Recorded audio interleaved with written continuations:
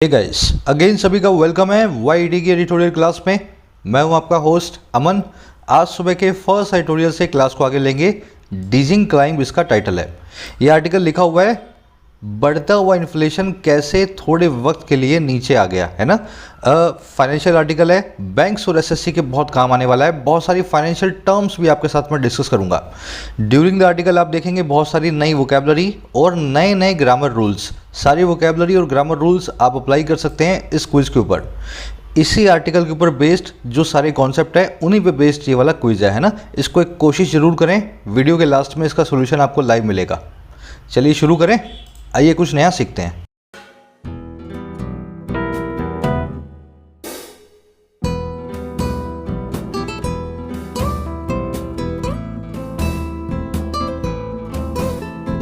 कह डीजिंग climb.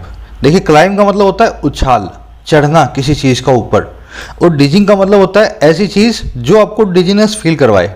Dizziness का मतलब होता है चक्कर आना। अगर कोई चीज इतनी तेजी से ऊपर चढ़े, आपको चक्कर आ जाए देख करके, तो वो उसका जो क्लाइंब होगा वो डिजिंग क्लाइंब होगा। समझ गए ना। उसने बहुत तेजी से, रैपिडली, बहुत फास्ट तरीके से या स्विफ्टली या कंफ्यूजिंगली क्लाइंब किया है, इसलिए आपको चक्कर आ गए हैं। ये क्लाइंब आपके लिए डिजिंग है। तो डिजिंग क्लाइंब मतलब वेरी फास्ट क्लाइंब। अच्छा, किसकी बात कर रहा है? On retail inflation, retail inflation की, महंगाई की। अब देखो इसके टाइटल पैराग्राफ से मालूम चलेगा क्या कहना चाह रहा है। कह रहा है inflation must not be allowed to pose a threat to macroeconomic stability। कह रहे इन्फ्लेशन जो है, महंगाई जो है, उसको अलाउ नहीं किया जाना चाहिए, उसको इजाज़त नहीं मिलनी चाहिए कि वो खड़ा करे एक चुनौती को, एक थ्रेट को। और किसके लिए? हमारी स्टेबिलिटी के लिए, जो है अर्थव्यवस्था की मोटे तौर पे मैक्रो इकोनॉमिक स्टेबिलिटी। समझ गए ना। तो इन्फ्लेशन को ये इजाज़त बिल्कुल नहीं देनी है कि मोटे तौर पे अर्थव्यवस्था का संतुलन बिगाड़ दे। अब देखो इसमें देखने वाले वर्ड्स। स्टेबिलिटी बहुत सिंपल सा वर्ड है, मैंने इसका मीनिंग नहीं लिखा है जानबूझ के। स्टेबिलिटी मतलब आपका बैलेंस, है ना, आप कितने संतुलन में हैं। मैक्रो इकोनॉमिक का मतलब है मोटे तौर पे अर्थव्यवस्था का। इसका बिल्कुल उल्टा होता है माइक्रो इकोनॉमिक, है ना, एक ही जगह आई लगा दें। उसका मतलब होगा अर्थव्यवस्था के अंदर घुस करके, छोटे तौर पे। पोज एक बहुत ही अजीब सा वर्ड है, 5-6 वर्ड्स के साथ ही आपको मिलेगा। इसका मतलब होता है प्रेजेंट करना या खड़ा करना। अच्छा, किन चीज़ों को भाई? हाथ खड़ा करोगे, पांव खड़ा करोगे, खुद खड़े हो जाओगे, उसके लिए वर्ड यूज नहीं होगा। ये होगा किसी डेंजर को, डिफिकल्टी को, क्वेश्चन को, डाउट को, थ्रेट को, समझ गए मेरी बात को, चैलेंज को। ऐसी नेगेटिव चीज़ों को जब खड़ा करोगे तभी ये पोज नाम का वर्ड आपके सामने आएगा। तो यहाँ पे हमने थ्रेट के साथ में यूज किया है। इन किसी भी वर्ड के साथ में आप पोज नाम का वर्ड देखेंगे। चलिए वक्त है समरी का। उससे पहले झटपट एक लाइक और एक शेयर दे देना वीडियो को। अब मैं समरी बताता हूँ आपको। समरी ये है कि इन्फ्लेशन पिछले कई महीनों से आरबीआई की नाक में दम किए हुआ था, गवर्नमेंट की। अब जाकर के थोड़ा ये नीचे आया है, थोड़ा नीचे आया। अब इससे थोड़ी सी हमें आशाएं भी जगी हैं, आगे ये परेशान नहीं करेगा। लेकिन हमारा आर्टिकल क्या कह रहा है?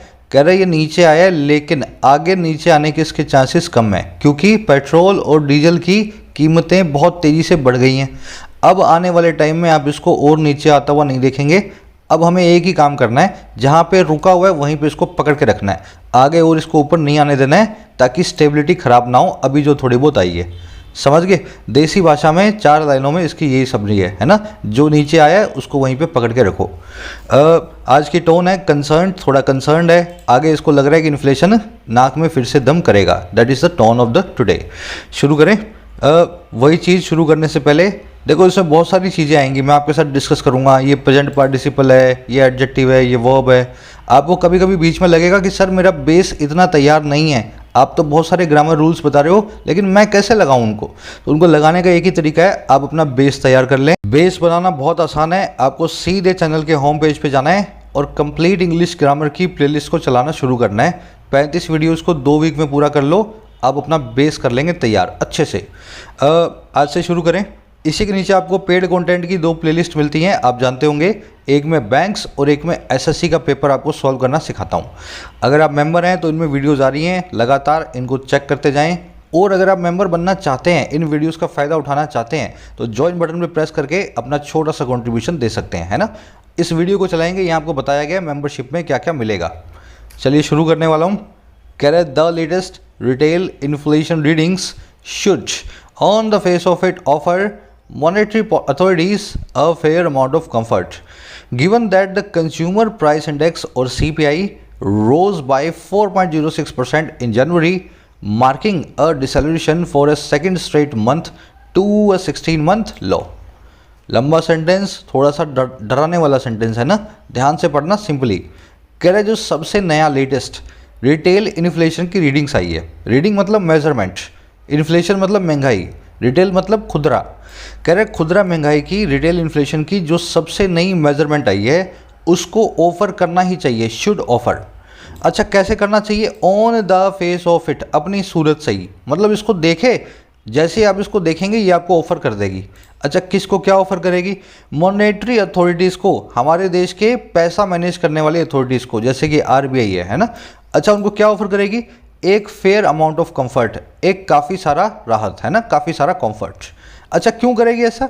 इस चीज़ को देखते हुए, गिवन इस चीज़ को देखते हुए वो ये कि दैट कि जो कंज्यूमर प्राइस इंडेक्स है जो कि कंज्यूमर्स के इन्फ्लेशन को नापता है, कह रहे ये वाला जो इंडेक्स है ना, जो ग्राफ है, ये रोज़ किया, ये उठ गया 4.6% से 0.6% से जनवरी के अंदर। और कैसे उठा? मार्क करते हुए, निशान बनते हुए एक रफ्तार में कमी का, डिसलेशन का, और किसकी? दूसरे स्ट्रेट मंथ में 16वें मंथ के एक लो पे। समझे मेरी बात को?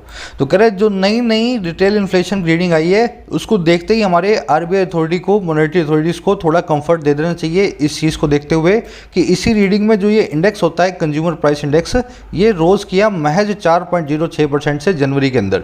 और ये सिर्फ ऐसे रोज़ किया कि ये मार्क बन गया, एक निशान बन गया कम होती हुई रफ्तार का इन्फ्लेशन की दूसरे सीधे सीधे महीने में, और ले आया 16 महीने के लो पे हमारे इन्फ्लेशन को। समझे? ऐसे इन सेंटेंसेस को पढ़ा जाता है। सब्जेक्ट वर्ब को पकड़ना जरूरी है हर रोज़ की तरह। ग्रीन कलर में सब्जेक्ट्स, पिंक कलर में वर्ब्स। अगर आपने इनको पकड़ा ना, इस सेंटेंस अपने आप आपके सामने आ जाएगा, है ना। अब इसमें देखने वाले वर्ड्स देखेंगे। रीडिंग की वर्ब है should offer, consumer price index की वर्ब है रोज, गिवन का मतलब है इस चीज़ को देखते हुए, कंसिडरिंग भी बोल सकते हैं। मार्किंग यहाँ पे प्रेजेंट पार्टिसिपल साइमल्टेनियस सेक्शन है, जब ये रोज किया तभी ये मार्क कर रहा था। दो काम एक साथ हो रहे थे, एक काम को हम वर्ब की आईएनजी फॉर्म से बताते हैं। डिसेलरेशन एक्सेलरेशन का बिल्कुल उल्टा है। एक्सेलरेशन में रफ्तार तेज होती है, डिसेलरेशन में रफ्तार धीमी होती है। तो उसको decline, slow down, down trend कुछ भी बोल सकते हैं, है ना, चीज़ों का धीमी रफ्तार में आना। ये 16 मंथ लो में 16 मंथ में बीच में हाइफन क्यों लगा है और 16 के बाद में मंथ्स क्यों नहीं लिखा, ये आप अच्छे से जानते होंगे। देखो जब जब कोई नाउन एडजेक्टिव बन के आएगा उसके आगे का एस आप निकाल देंगे। मान लो ये 16 मंथ है, पीछे ऐसा आना चाहिए था, लेकिन ये लो नाम के नाउन के लिए, एक्चुअल में तो लो एक वर्ब होती है ना, लेकिन लो एक नाउन भी होता है। लो नाम के नाउन के लिए एडजेक्टिव बन के आया, इसलिए इसके बीच का हाइफन लगा के हमने पीछे से एस निकाल दिया, है ना। ऐसे ही ट्रीट करते हैं नाउन्स के साथ जो एडजेक्टिव बन जाते हैं। Current inflation appears to have cooled after having stayed stubbornly stuck above the Reserve Bank of India's upper tolerance threshold of 6% for 6 months through November, helped by an appreciable softening in food prices। लंबा sentence है, इसमें grammar rule आएगा, ध्यान से देखें। कह रहे inflation दिखाई देता है, अपीयर होता है कि वो कूल हो चुका है, ठंडा हो चुका है ना, हैव कूल्ड। अच्छा कब ठंडा हुआ है? आफ्टर लगा के बता रहा है इस चीज़ के बाद में। अच्छा चीज़ क्या है वो? Having stayed stubbornly stuck. Stuck का मतलब होता है फंसा हुआ, स्टे मतलब रहना। कह रहे रह चुकने के बाद स्टक। स्टबनली का मतलब होता है एकदम अड़ जाने के बाद, है ना, एडमेंटली ढीठ होकर के। कह रहे इन्फ्लेशन दिखाई देता है कि वो ठंडा हो गया है। और कब ठंडा हुआ है? जब ये स्टबनली स्टक रहा, जब ये अड़ियल तरीके से फंसा रहा, स्टे किया, और किसके अंदर? अबव रहा आरबीआई की, रिजर्व बैंक ऑफ इंडिया की अपर टॉलरेंस थ्रेशोल्ड से। अब ये क्या चीज़ है? अपर मतलब ऊपर, थ्रेशोल्ड मतलब लिमिट, टॉलरेंस मतलब सहने की। आरबीआई की सहने की सबसे ऊपर की लिमिट से, आरबीआई की टॉलरेट करने की मैक्सिमम लिमिट से। अच्छा वो किस चीज़ की है भाई? 6% की है। और किसके लिए? 6 महीने के लिए ऐसा काम इसने किया, नवंबर तक इस जो है इन्फ्लेशन ने ऐसा किया। समझे सेंटेंस को? तो इन्फ्लेशन जो है 6 महीने तक 6% की लिमिट से ऊपर अड़ियल तौर पे फंसा रहा, स्टक रहा, उसके ऊपर ही रहा, और उसके बाद अब अपीयर हो रहा है कि वो कूल हो चुका है, इससे नीचे आ गया है। अब देखो ये काम हुआ कैसे है। ये इन्फ्लेशन हेल्प्ड बाय है, इसकी मदद की गई है एक बहुत ही बड़े एप्रिशिएबल कंसीडरेबल सॉफ्टनिंग से नरमाई से फूड प्राइसेस में, खाने के दामों में।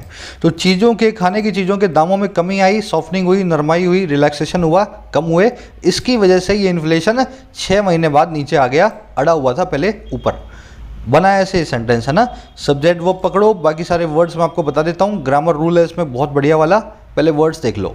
सॉफ्टनिंग मतलब चीज़ों का धीमा पड़ना, मंदा पड़ना, रिलैक्स होना। जब प्राइसेस सॉफ्ट होते हैं तो मतलब प्राइस नीचे आ रहे हैं। थ्रेशोल्ड मतलब अपर लिमिट, मैक्सिमम लिमिट है ना किसी चीज़ की। थ्रेशोल्ड का मतलब लिमिट होता है, चाहे मिनिमम हो चाहे मैक्सिमम हो। यहाँ पे अपर थ्रेशोल्ड है तो मतलब अपर लिमिट। टॉलरेंस मतलब कितना आप सह सकते हो। मान लो मेरी टॉलरेंस है आपको सहने की 2 घंटा, 2 घंटा बाद मैं आपसे दुखी हो जाऊंगा, है ना। That is my tolerance threshold for you.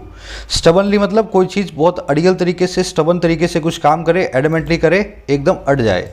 अब देखने वाला कॉन्सेप्ट है यहाँ पे हैविंग स्टेट। ये मैंने आपको जीरेंड और पार्टिसिपल वाली क्लास में ग्रामर सीरीज में अच्छे से करवाया हुआ है। अगर आपने देखी है तो आज का कॉन्सेप्ट आपको पढ़ने में मजा आएगा, है ना। देखो हैविंग प्लस में वर्ब की थर्ड फॉर्म, ये परफेक्ट जीरेंड भी हो सकती है और परफेक्ट पार्टिसिपल भी हो सकती है। हैविंग प्लस में वर्ब की थर्ड फॉर्म परफेक्ट जीरेंड भी हो सकती है और परफेक्ट पार्टिसिपल भी हो सकती है। अगर यहाँ पे इससे पहले, हैविंग से पहले कोई प्रेपोजिशन नहीं आ रही तो ये पार्टिसिपल है, और अगर इससे पहले कोई प्रेपोजिशन आ रही है, जैसे यहाँ आफ्टर आ रहा है, तो ये जीरेंड है। इसका मीनिंग सेम ही होता है। मीनिंग क्या होता है? एक काम के होने के बाद दूसरा काम हुआ। Having killed the victim the killer fled the city. Victim को मारने के बाद किलर सिटी छोड़ के भाग गया। समझो इस चीज़ को। हैविंग किल्ड, मार देने के बाद इस शिकार को किलर ने सिटी को फ्ली कर दिया, फ्लड कर दिया, भाग गया सिटी से छोड़ के। समझ गए ना। तो एक काम के बाद जो है दूसरा काम होता है, उसको कहते हैं परफेक्ट पार्टिसिपल।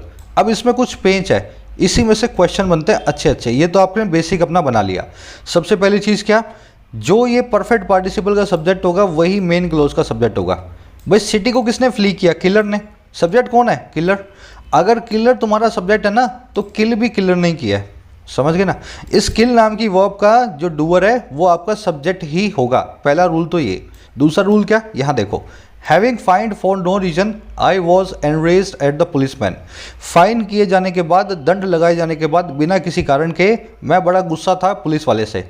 मुझे उसने रोका, बिना बात के मेरा चालान काट दिया। अब मुझे उस पर बड़ा गुस्सा आया है ना। आई was enraged at the policeman.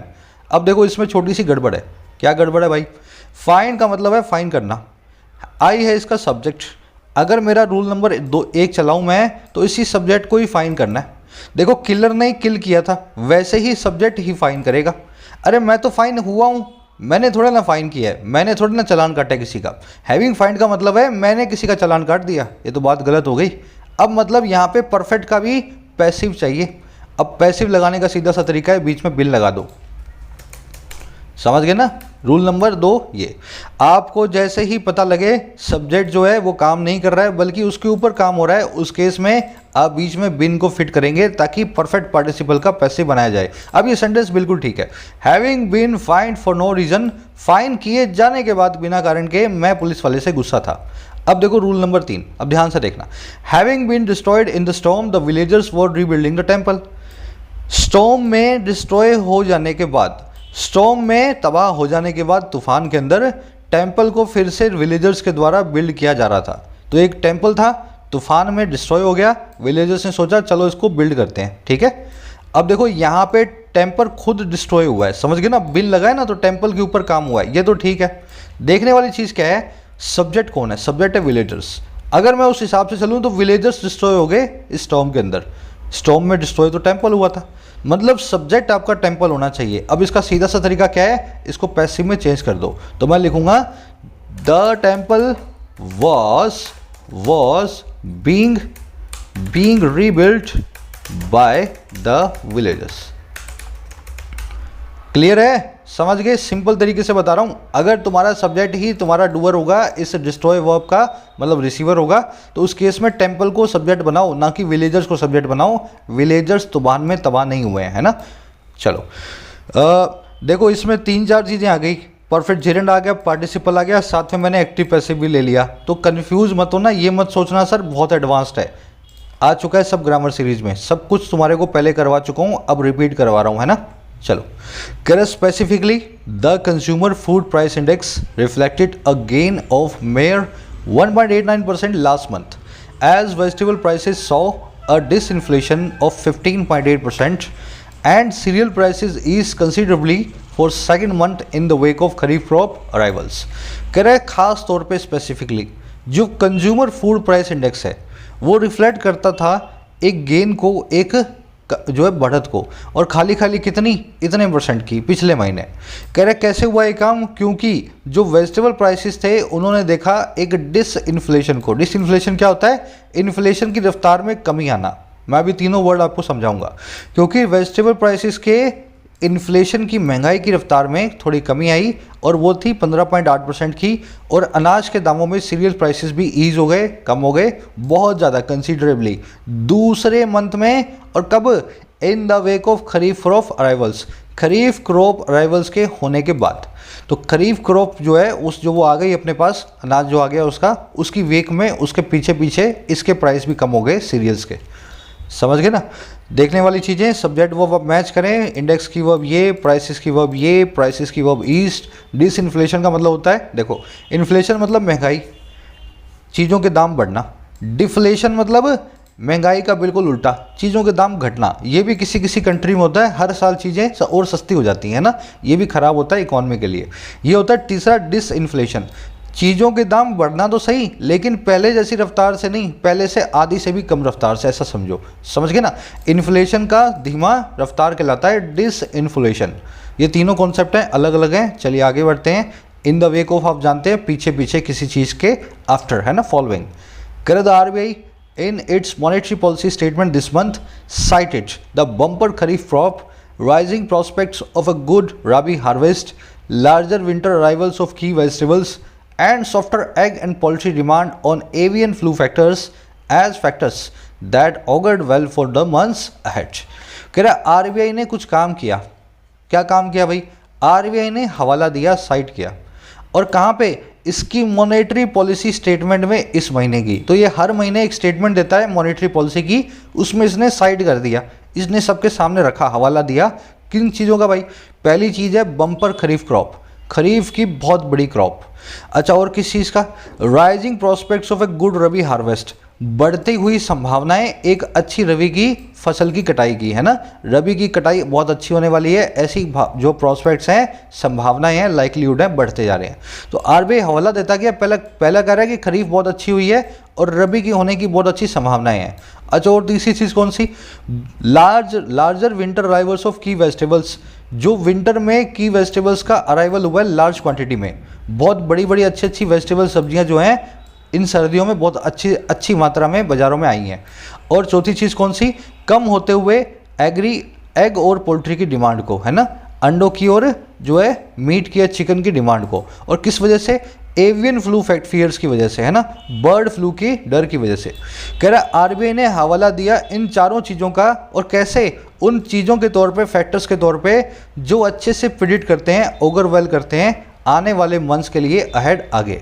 तो आरबीआई ने बोला ये चारों चीज़ें देख करके मैं बता सकता हूँ कि आने वाले महीनों में इन्फ्लेशन और तेज़ी से नहीं बढ़ेगा। ये ओवरवेल करती हैं चारों की चारों चीज़ें। समझ गए? अब इसमें देखने वाले वर्ड्स, प्रोस्पेक्ट मतलब संभावना, ओगर का मतलब है प्रेडिक्ट करना, टू बी ओमेन ऑफ, किसी चीज़ की आगे की जो है ना बताना। अगर आप ओगर वेल कर रहे हैं तो आप अच्छी प्रिडिक्शन दे रहे हैं, अगर आप ओगर बैडली कर रहे हैं तो आप बुरी प्रिडिक्शन दे रहे हैं। तो ये जब सारी चीज़ें हैं तो ओगर वेल कर रही हैं, अच्छी संभावनाओं को बता रही हैं आगे की, है ना। ये एवियन वर्ड का मतलब होता है रिलेटिंग टू बर्ड्स। मैंने रिलेटिंग टू जो जानवर जितने भी हैं, अच्छे अच्छे जानवर जो बार बार पूछे जाते हैं, उनसे बनाने वाले वर्ड मैंने आपको बता दिए हैं। एवियन मतलब रिलेटिंग टू बर्ड्स, कैनाइन मतलब रिलेटिंग टू डॉग्स, फेलाइन मतलब रिलेटिंग टू कैट्स, बोवाइन मतलब काउस, एसिनाइन मतलब एस मतलब डोंकी, और साइन मतलब बेयर, और वल्पाइन मतलब फॉक्स। ये सारे वर्ड्स आप बार बार देखेंगे, जानवरों के एडजेक्टिव हैं ये। जैसे ही कोई वर्ड लगे आप समझ जाएं बोवाइन की बात हो रही है, मतलब गांव की बात हो रही है, गाय की, है ना। बढ़े आगे। कह रहा but the central bank was mindful of the risk to, specially with regard to food cost, where the latest data had brought to the fore concerns over the prices of pulses and edible oils. कह रहे लेकिन जो ये RBI था, जो ये central bank था, वो माइंडफुल भी था, वो सही एकदम उसको ना पता भी था, और किस चीज़ का? रिस्क का, उन जोखमों का, साथ ही साथ खास करके स्पेशली के बारे में, और किसके बारे में? With regard to food cost के बारे में, जहाँ पे जो सबसे नया डेटा है वो सबसे आगे लेकर के आया, latest data had brought to the fore, लेकर के आया सबके सामने उन चिंताओं को, कंसर्न्स को जो हैं दामों पे, एक तो दालों के और एक पकाने वाले तेल के, एडिबल ऑयल्स के। समझ गए ना, मैं आपको वर्ड बाय वर्ड ट्रांसलेशन कर रहा हूँ। तो आरबीआई जो है इस बात के लिए भी माइंडफुल था, इस बात का भी उसको ज्ञान था, उसको मालूम था, इल्म था कि रिस्क भी हैं, और रिस्क है कि हैं खास करके इस चीज़ से related with regard to food की कॉस्ट के, जहाँ पे लेटेस्ट डाटा सबके सामने उन चिंताओं को लाया है जो कि दालों के और ऑयल्स के बढ़ते हुए दामों के ऊपर हैं। अब इसमें देखने वाले वर्ड्स, बैंक की वॉज विद रिगार्ड टू मतलब के बारे में, टू द फोर मतलब सबके सामने, इन फ्रंट ऑफ, फोर का मतलब ही फ्रंट होता है। When you bring something to the floor, आप सबके सामने उस चीज़ को रख रहे हैं। माइंडफुल के बाद में, इसके सभी सिनोनिम्स के बाद में आप ऑफ नाम की प्रीपोजिशन रखते हैं। अगर आप माइंडफुल ऑफ हैं, अवेयर ऑफ हैं, कॉन्शियस ऑफ हैं, इन्फॉर्म्ड ऑफ हैं, तो ऑफ के बाद लगा के बताएं किस चीज़ के लिए आप माइंडफुल है ना। कह रहा है while inflation in pulses and products was at 13.4%, that for oil and fat stood at 9.7%। तो अब इन्हीं दोनों चीज़ों की बात कर रहे हैं। कह रहे जहाँ पे इन्फ्लेशन दालों में और इस दालों से बने हुए प्रोडक्ट्स में, दलिए वलिए में था 13.4% पे, फैट और ऑयल्स में है ना, वहाँ पे खड़ा था इस परसेंटेज पे। सब चीज़ें जो है ना आप देखोगे तो कहानी के जैसे हैं, बस इसको पढ़ने से आप डरा मत करो, कहानी के जैसा ही है सब कुछ। अब आगे एग्स और मीट और फिश के बताएगा। कह रहा eggs and meat and fish, two other key sources of protein, both posted double digit rates of 12.9% and 12.5% respectively. देखो इसमें दो चीज़ें ही हैं, एग्स पहली चीज़ है, दूसरी है मीट एंड फिश। ये मीट एंड फिश दोनों ही नॉन वेजिटेरियन प्रोडक्ट्स हैं, तो इनको एक ही चीज़ मानते हैं ना। तो कह रहे पहली चीज़ एग, दूसरा मांस और मछली, मीट एंड फिश। कह रहे दो अदर की सोर्सेज हैं जो कि प्रोटीन के, दोनों ने ही पोस्ट किया डबल डिजिट रेट को इन्फ्लेशन की। एग ने इतनी और इसने इतनी है ना रिस्पेक्टिवली, पहले वाले ने इतनी और इस दूसरे वाले ने इतनी। अब ये काम कैसे हुआ है, with prices gains in farmer barely registering any telling impact from the avian flu outbreak. कह रहे साथ ही प्राइसेस के गेन के, प्राइसेस के दामों में जो बढ़त आई है पहले वाले में एग के अंदर, बड़ी मुश्किल से रजिस्टर करते हुए किसी भी बड़े इम्पैक्ट को, सिग्निफिकेंट इम्पैक्ट को, टेलिंग असर को, और किससे, एवियन फ्लू की आउटब्रेक से। तो अंडे 12.9% महंगे हो गए एवियन फ्लू के आउटब्रेक की बाद भी, है ना। तो उसका कोई भी टेलिंग इम्पैक्ट नहीं आया, बेयरली कोई इम्पैक्ट आया एवियन फ्लू का, उसके बावजूद, क्योंकि अंडे जो है 12.9% महंगे हुए हैं पिछले महीने के अंदर। समझ गए ना, इस तरह से पूरा सेंटेंस बना हुआ है। एग अलग चीज़ है, मीट एंड फिश अलग चीज़ है।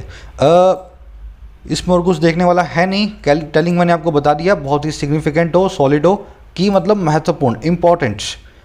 चलिए अगला सेंटेंस, अगला पैराग्राफ। कह रहा now with the favourable base effect beginning to wane, inflation moderated by more than 100 basis points in February 20 to 6.58% before slowing to 5.84% in March. The outlook is far from reassuring. ऐसे sentences को पढ़ने का तरीका आपको मालूम है, जिसमें दो हाइफन आ रहे हो, बीच से बीच वाले को अलग कर दें और बाकी वाले को पढ़ लें, फिर बीच वाले को ऐड कर दें, है ना। कह रहा है अब हमारी तरफदारी वाले फेवरेबल बेस इफेक्ट के शुरू हो जाने के साथ ही कि वो वेन करेगा, धीमा पड़ेगा, नीचे आएगा। ये बेस इफेक्ट क्या होता है अभी बता दूंगा, है ना।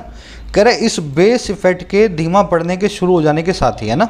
अब हुआ क्या, ये बीच वाला छोड़ रहा हूँ, जो आउटलुक है, जो आगे की फ्यूचर प्रोस्पेक्ट है, वो फार फ्रॉम रीअश्योरिंग है, बिल्कुल भी भरोसा दिलाने वाली नहीं है। रीअश्योर करना मतलब फिर से भरोसा दिलाना, कॉन्फिडेंस फील करना, कन्विंस करना। तो बेस इफेक्ट आगे कम होगा, उसकी वजह से अच्छी न्यूज़ जो है वो भी आगे कम होती जाएगी। आउटलुक आगे का ज़्यादा भरोसा दिलाने वाला नहीं है। देखने वाला वर्ड है आउटलुक, इसका मतलब होता है फ्यूचर प्रोस्पेक्ट, आगे की संभावना। अब बीच वाले वर्ड्स देखो, बीच वाले इसको ना अपने ट्रांसलेट करेंगे। Inflation moderated by more than 100 basis points in February 2020 to 6.58% before slowing to 5.84% in March. कह रहे इन्फ्लेशन धीमा पड़ गया 100 बेसिस पॉइंट से भी ज़्यादा, 1% से भी ज़्यादा, फरवरी 20 में इतने परसेंट पे, और उससे पहले कि वो स्लो होता मार्च में इतने परसेंट से। समझ गए ना। अब इसमें थोड़ी सी मैथ्स लगानी पड़ेगी आपको, मैथमेटिक्स से समझना पड़ेगा बेस इफेक्ट क्या होता है। अगर पहले इन्फ्लेशन 7% था या 7.5 था, उससे 6.5 हुआ, फिर वहाँ से भी नीचे आकर के 5.84 हो गया। अब इसको आगे और नीचे आने में और ज़्यादा जोर लगाना पड़ेगा, क्योंकि डिनोमिनेटर छोटा हो गया है। ये कहलाता है बेस इफेक्ट का धीमा पड़ना। जैसे जैसे आपका डिनोमिनेटर, जब नीचे वाला अनुपात छोटा होगा, आपको आगे उतनी मशक्क़त करनी पड़ेगी और नीचे लाने के लिए। तो बेस इफेक्ट जो है वेन कर रहा है, धीमा पड़ रहा है, अब आगे और धीमा करना इन्फ्लेशन को बहुत जो है ना वो मुश्किल हो जाएगा। अब इसमें देखने वाले वर्ड्स देख लेना। मॉडरेट का होता है मतलब धीमा होना, रिलैक्स होना, नीचे आना प्राइसेस का। वेन का मतलब होता है किसी चीज़ का धीमा पड़ना, मंदा पड़ना। पीटर आउट बोल दो, टेपर अप बोल दो, एवेट बोल दो, डिसेलरेट बोल दो। बढ़े आगे। कह रहा हो particular worry is the trend in input cost for multiple sectors in the real economy including manufacturing. कह रहा खास चिंता की जो जड़ है, जो वरी की जो कारण है, वो है ट्रेंड, वो वाला रुझान जो है इनपुट कॉस्ट में और किसकी, कई सारे सेक्टर्स की, जिसमें और कहाँ पे, रियल इकॉनमी में, सही की अर्थव्यवस्था में, रियल अर्थव्यवस्था में, जिसमें शामिल है मैन्युफैक्चरिंग। अब देखने वाली चीज़ें क्या है, इनपुट कॉस्ट। इनपुट कॉस्ट मतलब आप अगर कोई माल बनाते हो, कोई चीज़ बनाते हो, तो माल की कॉस्ट कहलाती है इनपुट कॉस्ट। अगर कच्चा माल महंगा मिलेगा तो आपकी इनपुट कॉस्ट बढ़ेगी और आपकी आउटपुट कॉस्ट भी बढ़ेगी, है ना, आप उसको और महंगा बेचोगे। तो यही ट्रेंड आ रहा है मैन्युफैक्चरिंग में, कच्चा माल महंगा मिल रहा है बहुत सारे सेक्टर्स के अंदर। रियल इकॉनमी का मतलब है सही की इकॉनमी, कागजों की बात नहीं कर रहे हैं हम। बाजार के अंदर जाओगे तो कच्चा माल आपको महंगा मिलेगा, रियल इकॉनमी की बात हो रही है। कह रहे from automobile manufacturers to builders, rising raw material costs are beginning to force them to pass on the impact to the end consumers, and this at a time when demand is still to gain a firm footing। अब जो इसने यहाँ बोला उसी को ही prove करके दिखाएगा कैसे कच्चे माल की कॉस्ट बढ़ी है। कह रहा है ऑटोमोबाइल मैन्युफैक्चर से लेकर के बिल्डर तक, व्हीकल निर्माताओं से लेकर के हमारे बिल्डिंग निर्माताओं तक, समझ गए ना, बिल्डर्स तक, जो बढ़ती हुई रॉ मटेरियल की कॉस्ट है ना, वो शुरू हो गई है कि उनको फोर्स कर रही हैं। अच्छा, किस चीज़ के लिए फोर्स कर रही हैं कि वो पास ऑन कर दें, आगे से आगे ट्रांसफ़र कर दें इस असर को एंड कंज्यूमर तक। बिल्डर अपने घर महंगे बेचे और मैन्युफैक्चरर अपनी कार महंगी बेचे। कह रहे क्योंकि कच्चे माल की कीमतें बढ़ रही हैं तो वो फोर्स हो गए हैं कि सारी कॉस्ट को वो एंड कंज्यूमर को ही दे दें, जो खरीदेगा कार को या घर को। और ये भी ऐसे एक वक्त पे जब डिमांड जो है अभी भी बाकी है गेन करना एक मजबूत पकड़ को, फर्म फुटिंग को। तो डिमांड तो पहले से ही नहीं आ रही, ऊपर से मटेरियल की कॉस्ट बढ़ने की वजह से इन्होंने दाम महंगे कर दिए। इसका मतलब क्या होगा, इनकी चीज़ें और कम बिकेंगी। अब लोगों की डिमांड तो अभी तक ठीक से आई नहीं, आपने दाम और महंगे कर दिए, समझ गए ना। तो सारा जो माजरा है वो रॉ मटेरियल कॉस्ट के बढ़ जाने का है, जो कि एक प्रॉब्लम है। अब इसमें देखने वाली चीज़ें, कॉस्ट की वर्ब है आर बिगनिंग, पास ऑन करना मतलब आगे से आगे ट्रांसफ़र करना, एंड कंज्यूमर मतलब जो किसी चीज़ का आखिरी उपभोक्ता होता है, जो बिल्डर के घर में रहेगा, जो मैन्युफैक्चर की कार को चलाएगा, है ना, आगे बेचेगा नहीं, खुद के लिए रखेगा। फर्म फुटिंग होती है मजबूत पकड़, फर्म मतलब स्ट्रॉन्ग, फुटिंग मतलब पकड़ या पोजीशन, है ना, फर्म फुटिंग। कह रहा the latest IHS market India manufacturing purchasing managers index, इसको बोल देंगे PMI।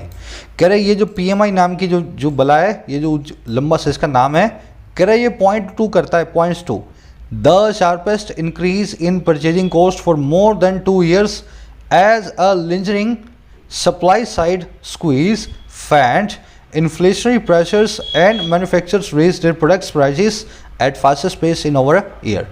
कह रहे ये जो सर्वे है, ये जो इंडेक्स है इस सर्वे से निकलने वाला, ये 0.2 करता है, इशारा करता है। ये सर्वे करवाती है एक प्राइवेट कंपनी, है ना, और बहुत ही अच्छा सर्वे होता है इसका, हर 2-3 महीने से इसकी रिपोर्ट आती है। कह रहे IHS मार्केट का जो ये सर्वे है, इसका इंडेक्स 0.2 करता है, बहुत ही तेज़ी से आने वाले उछाल में, इंक्रीज में, और किसमें, परचेजिंग कॉस्ट में, खरीद की कीमतों में, और किसके लिए, 2 साल से ज़्यादा में।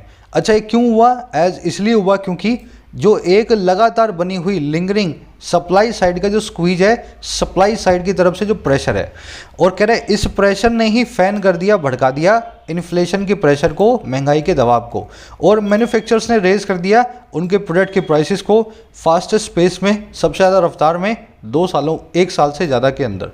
तो इस सर्वे ने यही बताया कि 2 साल में सबसे ज़्यादा दाम इसी साल के अंदर बढ़े हैं, क्योंकि सप्लाई साइड से स्क्वीज आ रहा है।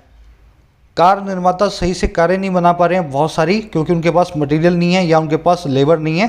इसी स्क्वीज़ की वजह से उन्होंने फैन कर दिया है इन्फ्लेशन को, उन्होंने कारों के दाम बढ़ा दिए हैं, क्योंकि कार की डिमांड हुई बाज़ार में, कार तो बन नहीं रही, तो डिमांड हो रही है और बन नहीं रही, तो कार के दाम अपने आप बढ़ जाएंगे, है ना। तो इन्होंने प्रोडक्ट के प्राइसेस को बढ़ा दिया है 1 साल में सबसे ज़्यादा फास्टेस्ट पेस के अंदर, समझ गए ना। कार का मैं आपको एग्जांपल दे रहा हूँ, सप्लाई साइड किसी भी चीज़ की हो सकती है, जूते की बात भी हो सकती है ना, किसी भी चीज़ की बात यहाँ पे कर सकते हैं। स्क्वीज का मतलब हो गया प्रेशर, फैन का मतलब है भड़काना, जैसे आग के अंदर पंखा देना, फैन वहीं से बना है, आग को और भड़काना हवा दे करके फैन करना। लिंगरिंग मतलब लगातार बना हुआ, बहुत लंबे वक्त से, परसिस्टेंट या स्टबर्न भी बोल सकते हैं। बढ़े आगे, can add to the mix the unrelenting dizzying climb in transportation fuel prices to newer and newer record highs in recent days and the outlook to inflation becomes distinctly darker। कह रहा है इसी मिक्स में add कर दो। ये एक कौन सा सेंटेंस है? इंपरेटिव सेंटेंस, जिसमें आपका सब्जेक्ट नहीं दिया होता, यू ही आपका सब्जेक्ट है ना।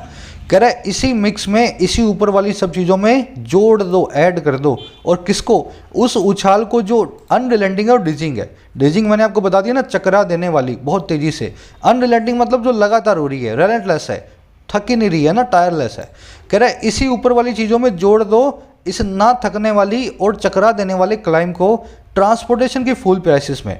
फ्यूल प्राइसेस समझ गए ना आप, जो अपने ईंधन के दामों में ट्रांसपोर्टेशन के। और कहाँ पे हो रही है भाई ये क्लाइंब? नई से नई ऊंचाइयों पे, न्यू एंड न्यूअर रिकॉर्ड हाइस पे। और कहाँ पे? हाल के कुछ दिनों में। कह रहा है ये और जोड़ दो ऊपर वाली चीज़ों में, तो क्या रहा है आगे का जो आउटलुक है, आगे की जो संभावनाएं हैं इन्फ्लेशन की, वो बन जाती है अलग से ही बहुत डार्कर और ज़्यादा ग्लूमी और ज़्यादा निराशा भरी। समझ के ना? तो कह रहे वैसे ही चीज़ें बहुत ख़राब हो रही थी, है ना। ऊपर से मोदी जी तेल महंगा कर रहे हैं, उसकी वजह से आने वाले टाइम में इन्फ्लेशन जो है और डार्क लग रहा है हमें, उसकी संभावनाएं बहुत ख़राब लग रही हैं। वर्ड देखने वाले, अनरिलेंटिंग जो रिलेंट ना करे, टायरलेस हो, जो थके नहीं। डिजिंग का मतलब है वेरी फास्ट या बहुत ज़्यादा तेज़ी से। डिस्ट्रिक्टली मतलब अलग से, स्पेशली, पर्टिकुलरली।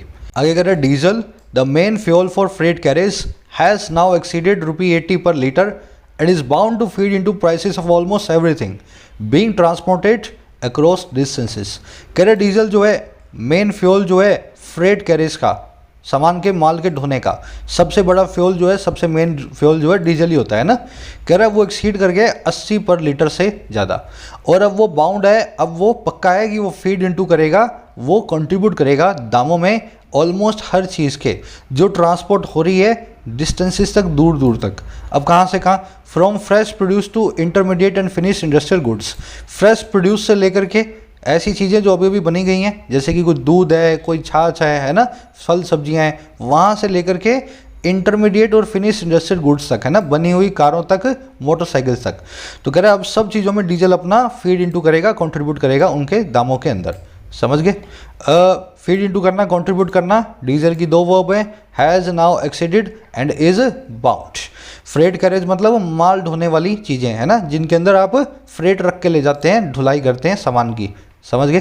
कह रहा with bank still flush with liquidity policy makers need to maintain a strict vigil to keep inflation from resurging and posing a threat to macro economic stability. कह रहा के साथ ही, अच्छा भाई किसके? बैंक्स के अभी भी फ्लश विद होने के साथ ही, बैंक्स में अभी भी बहुत सारा लिक्विडिटी रखा होने के साथ ही, लिक्विडिटी मतलब कैश। कह रहे हैं बैंक के साथ, अभी बैंकों के पास अभी भी बहुत सारी कैश होने के साथ ही, तो पॉलिसी मेकर्स को ज़रूरत है कि वो मेंटेन करें एक कड़ी निगरानी को, स्ट्रिक्ट विजिल को, ताकि कीप किया जा सके इन्फ्लेशन को फिर से उबर के आने से, है ना, और पोज करने से एक चुनौती को, मोटे तौर पे अर्थव्यवस्था की स्टेबिलिटी को, संतुलन को। समझ गए ना? कह रहे बैंकों के पास बहुत पैसा रखा है, लोन तो वो देते नहीं है ना, रख के बैठे हैं अपने पास। कह रहे अभी पॉलिसी मेकर्स को विजिल बनाए रखनी है। अचानक से अगर उन्होंने लोन देना शुरू कर दिया तो आपको अपना कुछ एक्शन लेना है। अगर आपने विजिल नहीं बना करके रखी तो इन्फ्लेशन हो सकता है आने वाले टाइम में हमारी स्टेबिलिटी को फिर से हटा करके रखते, जो है उसको जो है डिस्टर्ब कर दे। समझ गए? रीसर्च होना, किसी चीज़ का रीअपियर होना, रीइमर्ज होना, फिर से उभर करके आना। विजिल मतलब निगरानी, विजिलेंस या मॉनिटरिंग बोल सकते हैं। फ्लश विद मतलब अबंडेंट, ओवरफ्लोइंग, फुल ऑफ। जब आपके पास लिक्विडिटी बहुत सारी है, you are flush with cash. कहानी की तरह आज का ट्यूटोरियल था, है ना। इकोनॉमिक कॉन्सेप्ट को कहानी की तरह पढ़ोगे तो मज़ा आएगा। आज का क्विज है आपके सामने, फटाफट इसको सॉल्व करेंगे। The 5 member, 3 member, 7 member, 6 members Monetary Policy Council gave a unanimous decision to keep the key rates unchanged। कह रहे ये जो कमेटी है इतने मेंबर वाली, उसने दे दिया एक यूनानिमस डिसीजन, अपनी सर्वसम्मति से एक फैसला कि वो कीप करेंगे महत्वपूर्ण रेट्स को वैसा का वैसा ही बना करके रखेंगे, है ना। रेपो रेट को, रिवर्स रेपो रेट को चेंज नहीं करेंगे। अब देखो मेंबर कितने भी हों, हमें ध्यान है कितने भी मेंबर हों आगे एस नहीं आएगा, क्योंकि मॉनेटरी पॉलिसी काउंसिल के लिए एक एडजेक्टिव का काम करने वाला है ये वाला नाउन। तो एस जहाँ पे आ रहा है वो तो आपका आंसर है ही नहीं, ए भी नहीं है और डी भी नहीं है, या तो ये है या ये है। ध्यान रखना जब जब नाउन्स को इस तरह से एडजेक्टिव बनाते हो तो बीच में हाइफन लगाना जरूरी है। तो 3 मेंबर लिखना था तो बीच में हाइफन लगाना जरूरी था, नहीं लगा हुआ तो इसको भूल जाओ, सी आपका आंसर है। समझ गए ना। Nouns working like adjective should not be pluralised, आप यहाँ पे हाइफन लगा के एस को निकाल देंगे। अब एक सवाल और आपसे करता हूँ मैं। अ यूनानिमस डिसीजन, सिंपल सा सवाल है। यू AEIOU उससे पहले तो एन आता है, AEIOU उससे पहले तो एन आना चाहिए, फिर यहाँ पे ए क्यों लगा है? ये मैं आपको करवाऊंगा, फिर करवाऊंगा कभी, वैसे तो करवाया हुआ मैंने नाउन वाली क्लास में, पर बहुत लोगों को कन्फ्यूजन है इसमें। तो बताना जिसको पता हो कमेंट सेक्शन में यहाँ पे एन क्यों नहीं लगा। अब आगे बढ़ जाओ। कह रहे ये काम इसने कब किया?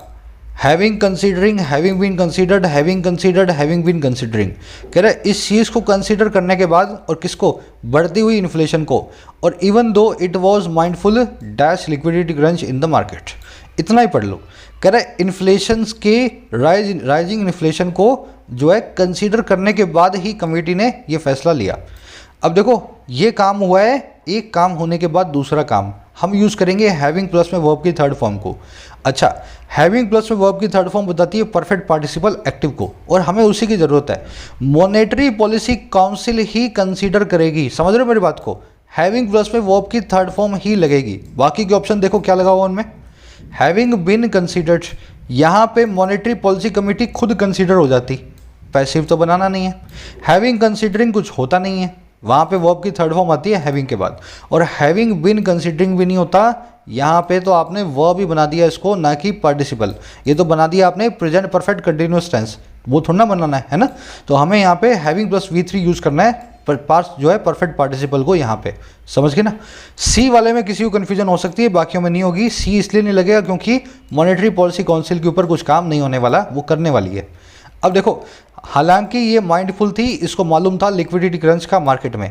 माइंडफुल, अवेयर, कॉन्शियस, इन्फॉर्म्ड, इन सब के बाद में ऑफ प्रेपोजिशन फिक्स है। ठीक है, कलर दे दिया मैंने सबको अलग अलग। माइंडफुल के बाद में ऑफ आना चाहिए, सी में आपका ऑफ आ गया थर्ड में। अब देखो, after having been decided, having decided, having been permit, having been allowed, having allowed. कह रहे अलाउ किए जाने के बाद या डिसाइड किए जाने के बाद कि वो बना रहे अनचेंज, की रेट्स में हैं वो हेल्प करेंगी आरबीआई को कि वो काउंटर एक्ट करे, जवाबी हमला करे इन्फ्लेशनरी ट्रेंड्स के सामने, बढ़ती हुई महंगाई के रुझान के सामने। अब देखो, की रेट्स आपका सब्जेक्ट है, की रेट्स के ऊपर कुछ काम होगा या काम करेगा? रेट्स को अनचेंज रहने दिया गया या रेट्स खुद अनचेंज रहीं? क्या रेट्स ने कुछ काम किया? नहीं, रेट्स के ऊपर काम किया गया, रेट्स को बदला नहीं गया। समझ गए मेरी बात को? हैविंग यहाँ पे बिन तो आना ही आना है, समझ गए? पैसिव की जरूरत है क्योंकि रेट्स के ऊपर काम हुआ है। Having been decided to remain unchanged या having been permitted to remain unchanged, दोनों ही सही होता, लेकिन परमिटेड होना चाहिए, परमिट से काम नहीं चलेगा। V3 चाहिए ना यहाँ भी तो सी आपका, डी आपका आंसर नहीं है, आपका सही आंसर है, your correct answer is a. Decide होने के बाद कि वो अनचेंज रहेगी, इन रेट्स ने हेल्प किया है आरबीआई को कि वो जवाबी हमला करे इन्फ्लेशन की ट्रेंड के सामने। समझ गए? थोड़ा सा मैंने डिफिकल्ट बनाया क्विज को, लेकिन पास्ट पार्टिसिपल, परफेक्ट पार्टिसिपल मैं बहुत अच्छे से आपको करवा चुका हूँ, और मेरी आपसे एक्सपेक्टेशन होती है कि आपको आना चाहिए, है ना। मुलाकात लूँगा कल के पार्ट में। चलिए, तब तक के लिए साइनिंग आउट।